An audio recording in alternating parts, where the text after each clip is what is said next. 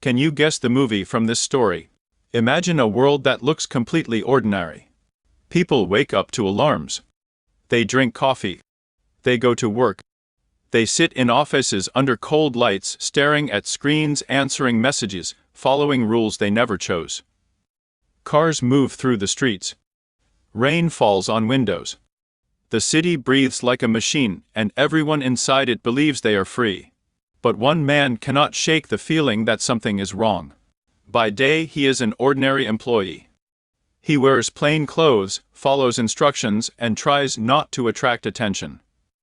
His boss sees him as unreliable, distracted, always late, always somewhere else in his mind.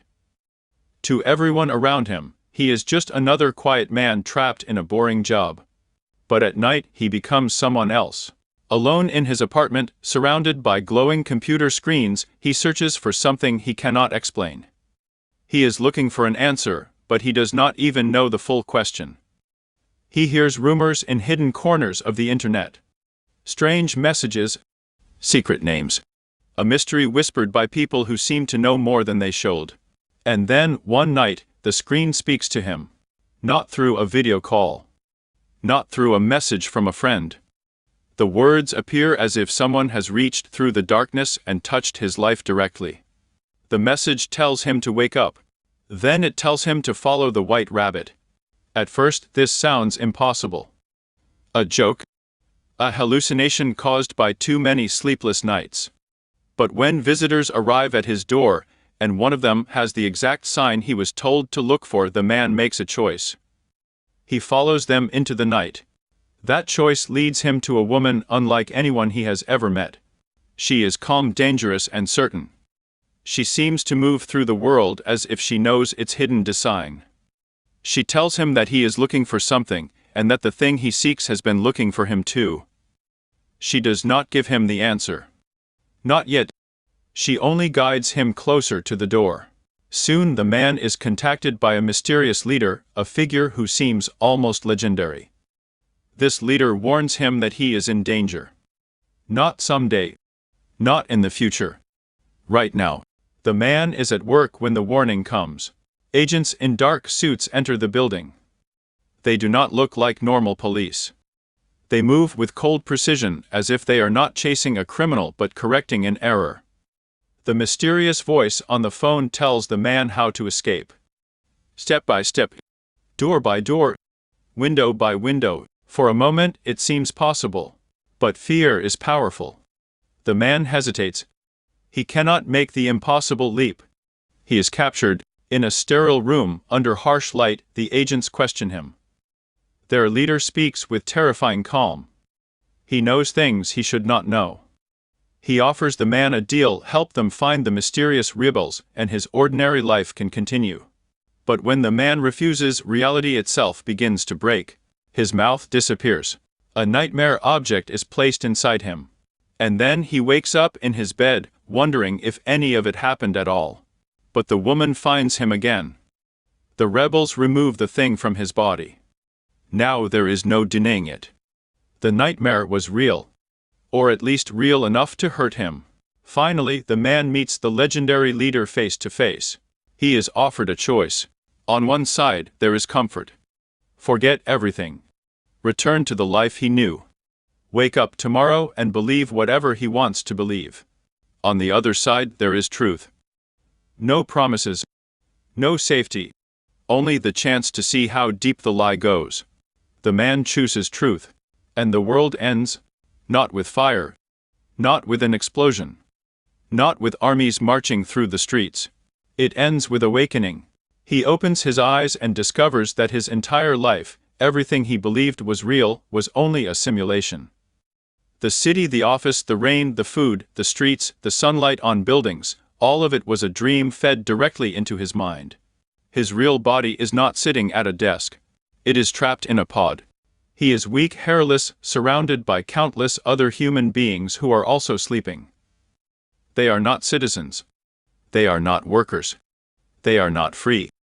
They are being used. The truth is more horrifying than he ever imagined. Machines rule the real world. Humanity lost a war long ago. Now people are grown and harvested, kept alive while their minds are locked inside a fake reality. They live entire lives without knowing they are prisoners. The man is rescued from the pod by the rebels, who live outside the simulation in a harsh, ruined reality. Their ship is old, cramped, and dark. The world outside is not beautiful. There is no shining future waiting for him. There is only survival underground, danger above, and a war that seems impossible to win. The leader tells him something even harder to accept. He may be the one they have been waiting for. Not just a fighter. Not just another freed mind. A chosen figure, someone capable of changing everything. Someone who can bend the false world because he understands it is false. Someone who might end the war. The man does not believe this. How could he? Yesterday, he was an office worker. Today people are telling him he might save humanity. His training begins. Since the false world is made of code, the rules inside it can be learned, challenged, and broken. Knowledge can be uploaded directly into his mind. In moments, he learns skills that would take a lifetime in the ordinary world. Martial arts, weapons, strategy, control, but knowing something is not the same as believing it. In a training program, he fights his mentor. At first, he moves like a student. Then faster, stronger, better. The mentor shows him that the limits he feels are not limits of the body. They are limits of the mind. The lesson is simple, but almost impossible to accept. Do not think you can break the rules. Know that the rules are not real. Soon the man visits a strange prophet inside the simulation, a woman who seems gentle, ordinary, almost grandmotherly. She bakes cookies. She speaks in riddles. She knows things before they happen. Around her are children who can do impossible things because they understand the secret better than adults do. One child bends a spoon. Then he explains that the secret is not bending the spoon. The secret is realizing there is no spoon. The man wants to know if he is truly the one. The prophet looks at him and gives an answer that seems disappointing. She suggests that he is not ready. Maybe he is waiting for something. Maybe another life. Maybe another choice. And then she tells him something terrible. Soon he will have to choose between his own life and the life of his mentor. The man leaves uncertain, carrying more questions than answers. Meanwhile, danger grows inside the rebel group. One member of the crew is tired of truth. He hates the real world. He hates the cold ship, the tasteless food, the constant fear. He remembers the false world and misses its comforts. He knows the steak was not real, but he also knows it felt real. And feeling to him is enough. So he makes a secret deal with the enemy. He will betray his crew in exchange for being returned to the dream, with his memory erased, rich and comfortable in a beautiful lie. This betrayal leads the rebels into a trap. Inside the simulation, the agents attack. The mentor is captured while helping the others escape. The prophecy begins to come true, one life against another. Back in the real world, the traitor turns on the crew. One by one, he kills them while their minds are still connected to the simulation. The horror is quiet and cruel. Their bodies die helplessly outside while their minds are far away inside the false world. He almost succeeds, but one surviving crew member stops him at the last moment. The man and the woman are left with a terrible choice. Their mentor is still captured. The agents are trying to break him, because if they get the access codes to the last human city, the machines can destroy the remaining free people.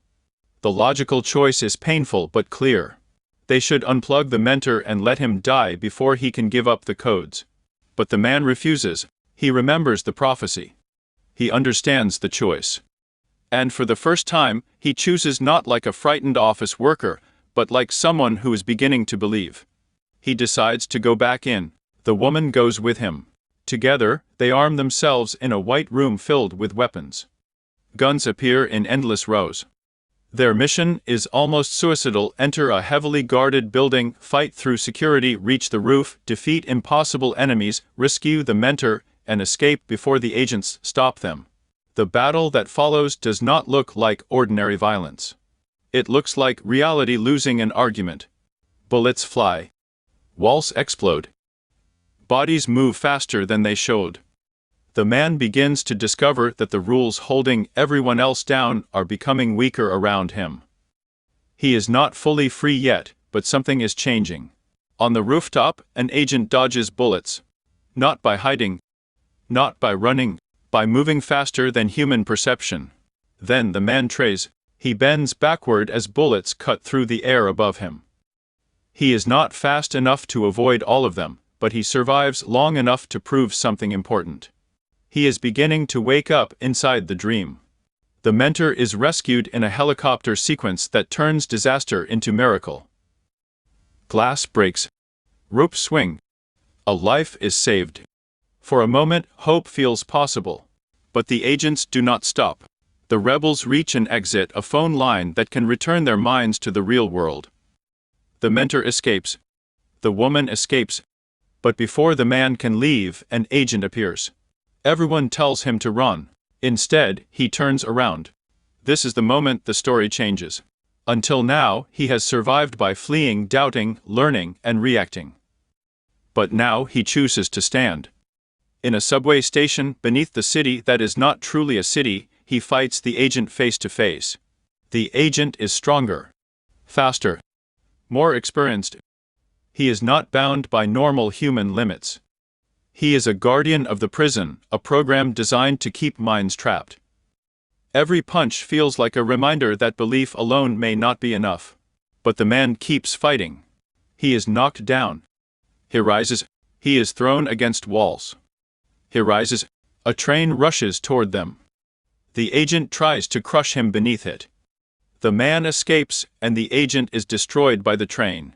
For 1 second it seems he has won. Then the agent returns in another body. That is the horror of this enemy. He is not a man. He can take over anyone still connected to the system. Any ordinary person walking down the street can suddenly become him. The entire world can turn against the rebels at any moment. The man runs across streets, through markets, into buildings, upstairs, down halls. Every exit becomes a trap. Every stranger becomes a threat. In the real world, machines discover the rebel ship and begin cutting their way inside. The crew has only minutes, maybe seconds. The woman is back in the real world, watching helplessly. She believes in him even when he does not believe in himself. Inside the simulation, the man reaches a room. The phone is there. Escape is almost in his hand. Then the agent appears. There is no time left. The agent fires. The man is shot. Not once, again and again. He falls. In the real world, his body stops. The prophecy seems broken. The chosen one is dead. The machines are almost inside the ship. The dream has won. The prison has defended itself. The ordinary man who wanted the truth has paid the price for it. But the woman refuses to accept this ending. She tells him what the prophet told her, that she would fall in love with the one. And because she loves him, he cannot be dead. Her belief reaches him when nothing else can. She kisses him. And he wakes, not in the pod, not from the simulation. He wakes inside himself. The agents shoot again, but this time the bullets stop in midair. He looks at them as if they are no longer weapons, only lines of code waiting to be understood. He raises his hand and the bullets fall. Now he sees the world differently. The walls, the floor, the bodies, the enemies, everything becomes patterns of green light, flowing symbols, a language he can finally read. He is no longer trapped by the illusion because he no longer accepts it as reality. The agent attacks. This time, the man does not struggle. He moves with calm certainty. He blocks every strike effortlessly. He sees through the enemy's speed, strength, and fear. Then he does something no one has ever done before. He enters the agent and destroys him from within. The other agents run. For the first time, the prison has seen something it cannot control. Back in the real world, the machines break into the ship. At the final second, the crew activates a powerful defense and survives. The man has returned, but he is no longer the man who first followed the white rabbit. The story ends with a phone call. He speaks to the system itself. He says he knows it is afraid. He says he is going to show the trapped people what the system does not want them to see. A world without its roles. A world without control. A world where anything is possible. Then he hangs up. He steps into the street and rises into the sky. So here is your challenge. What movie is this? It is a story about a man who discovers that his ordinary life is a lie. It is about comfort versus truth. It is about waking up, not from sleep, but from a reality built to keep people obedient. It is about the terrifying idea that a prison does not need walls if the prisoners believe the prison is the world. It is about a choice between a beautiful illusion and a painful truth. It is about a hero who begins as a nobody, dies as a believer, and returns as someone who can finally see the code behind the dream. Do you know the answer? Write your guess in the comments before looking it up.